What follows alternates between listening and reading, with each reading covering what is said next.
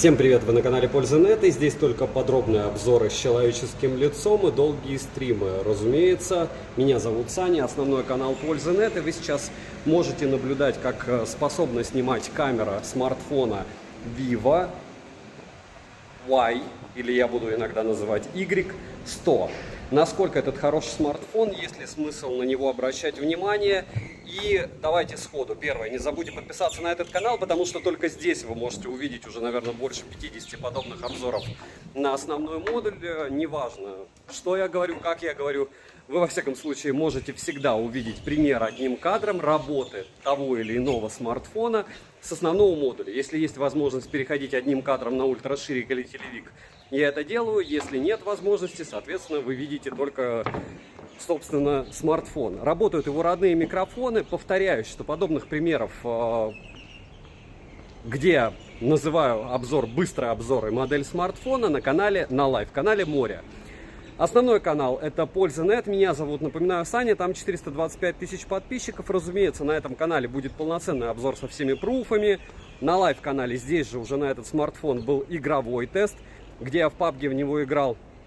И начать я бы хотел с того, что попросить вас, разумеется, подписаться, обязательно поставить лайк и написать в комментах «продолжай».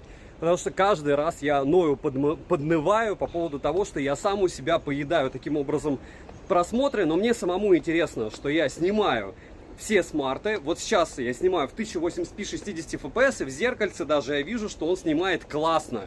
И по большому счету, зачем нужны эти 4К, если у тебя там нет телека на 65 дюймов? И в целом этот смартфон вызывает у меня только положительные эмоции, но, разумеется, покупать его не стоит. Если даже стоит, вы должны полностью досмотреть весь обзор и услышать его минусы. Начнем с самого основного и, в принципе, с чего любой обзор начинается. Упаковка. Упаковка была максимально душманская, убогая. То есть она беленькая, вроде бы стильная, но ничего там из разряда премиум нет. Чуть-чуть дальше, чем ультрабюджет они ушли.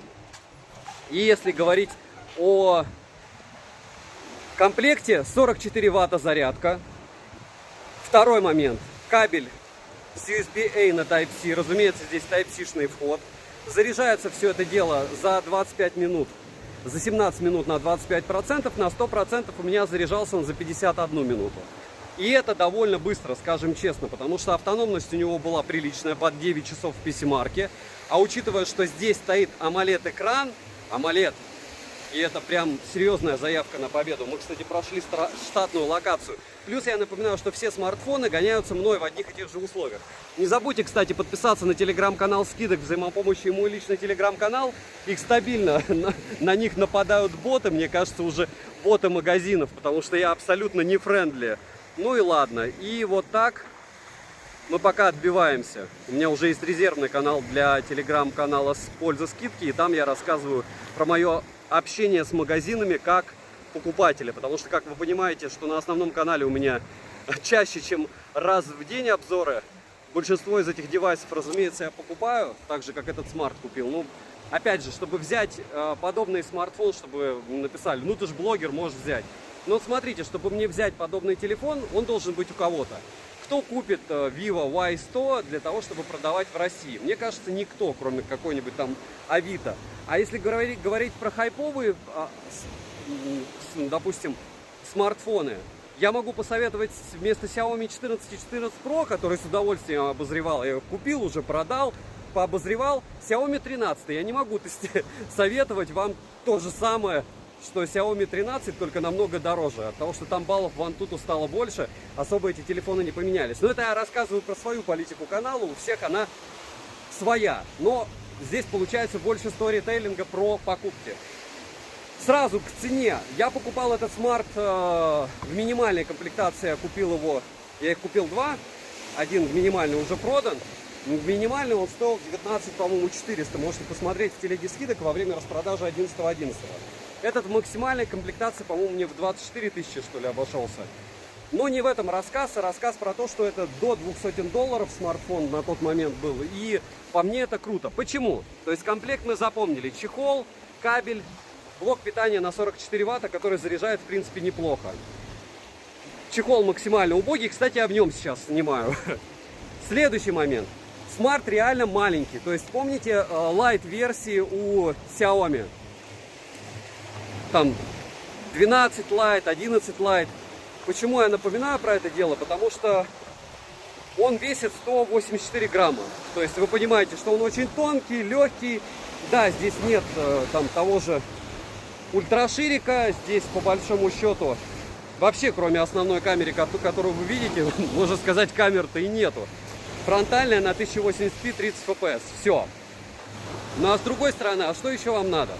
Это я вас не убеждаю, потому что, повторяюсь, в конце я расскажу, почему его брать не стоит на 90%. Ладно, не на 99%, потому что если за 19 штук вы купили, это прям волшебный смарт. Все, про комплект забыли, дальше переходим к экрану. И здесь самое интересное и важное. Почему? Потому что у экрана 120 Гц, он амоледовский. У него шим, правда, на, по-моему, 40%, яркости 30%, но в остальных случаях до 10%. То есть даже на нуле он небольшой. И самое важное, что яркость у этого экрана 800 люксов. Ну там ладно, 770, 780, я округляю. В максималке, это не пиковая яркость. Меня интересует всегда максимальная, потому что пиковая это всегда на маленьком участке, где-то там перегревается смарт. Вот 800. Примерно такая же, как у Poco F5 Pro, но в отличие от остальных смартфонов, в игре, самая стандартная моя история, я играю в PUBG и одновременно стримлю на Твиче. Мало того, что он стримил спокойно в 1080p 30 fps, что не каждый самсунговский смарт там какой-нибудь, да и не только самсунговский, не каждый флагман имел возможность стримить в 1080p 30 fps в линию, так он еще при этом не перегревался и яркость не сбрасывал. То есть какой-то убогейший 695-й Snapdragon процессор, а он, согласитесь, ну такой себе. Ультрабюджет 460 тысяч баллов в Antutu в конце 23 года звучит смешно. Но сброса яркости нет, лагов лютых нет, оболочка работает абсолютно нормально. И ты такой, еще AMOLED, это 120 Гц. И у тебя одна мысль в голове, так можно было? При том, что я вас не забалтываю, я не знаю, как отрендерит YouTube данное видео в 1080p 60 fps. Но мне картинка, вот даже я против солнца стою, смотрите, в сенсор прям бьет солнце. И специально, точнее солнце было позади, вот сейчас оно передо мной, очень сложная локация. Да, он с ума сходит. Вот сейчас я достаю, кстати, Vivo X100. И мы посмотрим, как он будет воспринимать. Конечно же, он будет воспринимать все это дело лучше. И в видео, да, даже на видео он воспринимает все это лучше. Но это вот, чтобы сразу вам показать наглядно разницу. Вот она, 1080p 60 fps у Vivo X100. И вот, а хотя с другой стороны плюс-минус те же тапки. Не знаю, если вы увидите разницу, хорошо, если не увидите, тоже неплохо. В целом, к чему это все? Потому что экран здесь классный, учитывая процессор, хотя он медленный. Вроде и память там 36 тысяч баллов. В Storage тесте это мало, по большому счету. И что по... Почти сломал ногу. Очень скользко. Что по физическим особенностям? Смотрите. Две физические сим-карты можно запихать.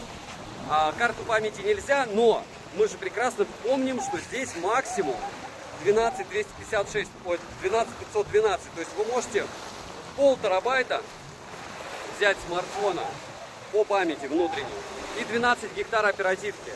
И не забываем, что эти 0,5 терабайта это не 0,5 терабайта с карты памяти, которая будет медленнее, а 0,5 терабайта с внутренней памяти. ПЗУ. И это хорошо. Следующий момент. Никаких мини-джеков и инфракрасного порта здесь нет. Это я сразу его закидываю шапками для того, чтобы... Да, уже почти 10 минут, и, наверное, надо закидать шапками и закончить. Вот, мини-джека нет, инфракрасного порта нет. Помимо этого, шим, повторяюсь, определенного рода. Не особо мощность высокая. Нет 7 и 20 бенда. Есть Google сервисы, разумеется, есть русский язык. И нет 4К 60 fps, 30 fps на фронталке, только 1080p 30 fps. Еще из интересного, что Я не думаю, что его будут вообще продавать в глобале у нас, а если будут продавать, что за какие-нибудь бешеные деньги, упорно втирая через экран, что всего-то 30 тысяч за смартфон, у которого закругленные края. Ну вот примерно такая же эта история будет. Притом с плавной оболочкой она будет плавная. Но мы с вами будем в уме держать, что на Алишке он стоил 19 тысяч. И все, с тем же русским языком. Ну да, без бендов, но если вы в большом городе, это не особо актуально. Насчет NFC-шек, как она работала тоже NFC, как оно работает в яблоках или как оно работало в Pixel 8 и 8 Pro, мне, кстати, написали, что вроде бы уже Pixel 8 и 8 Pro уже начало работать. Mir Pay, оплата. Ну и вообще оплата NFC модулем. Но первые 1,5 месяца она не работала. Следующий момент. Не забываем прожать лайк, подписаться, написать в комментах. Просто напишите «Саня, продолжай». Потому что вне зависимости от того, что я вам рассказываю, это самый, вот без выделываний. Мне не лень, я буду ходить так еще 100 раз. Говорящая голова хорошо, где-то оговариваюсь хорошо. Не всегда хорошо выгляжу, да и черт с ним. Главное, вы видите разницу во всех основных модулях в одинаковых плюс-минус условиях, понимаете? И по мне, вот я иногда пересматриваю ролики, важно, ну вот полезно, потому что камера, даже которая вам не нужна, вытягивает из вас средства. И чаще всего в флагманах хотят сказать, что это половина стоимости, которую вы оплачиваете. Так а ради чего? Если они лагают в PUBG, если они не могут даже стримить в 1080p 30 FPS, и если они тупо сбрасывают яркость. Какой-то, извините за грубость, дешманский Vivo за 19 штук 800 люксов не сбрасывает, а Poco по 40 легко. Ну как так? Вот и где, откуда у них, с каких мест у них что растет? Ну пусть они гасили бы процессор. Вообще что хотели бы делали, чтобы оно работало за эти деньги нормально. Потому что за малые деньги почему-то это может в китайских версиях, как в iQOO, помните? Допустим, или в Realme Q5. Вот в этих всех историях норм. А вот как на глобалочку что-то и еще и что-то за долларов так 700-800, то почему-то лагает. Все, высказался, ставим лайк, подписываемся на телеграм-канал скидок взаимопомощи. Мой личный телеграм-канал. Смотрим обязательно полноценный обзор на этот смартфон. Девайсу от меня. Вот тогда, позавчера, во время распродажи однозначное да. Добра и удачи вам, дорогие друзья.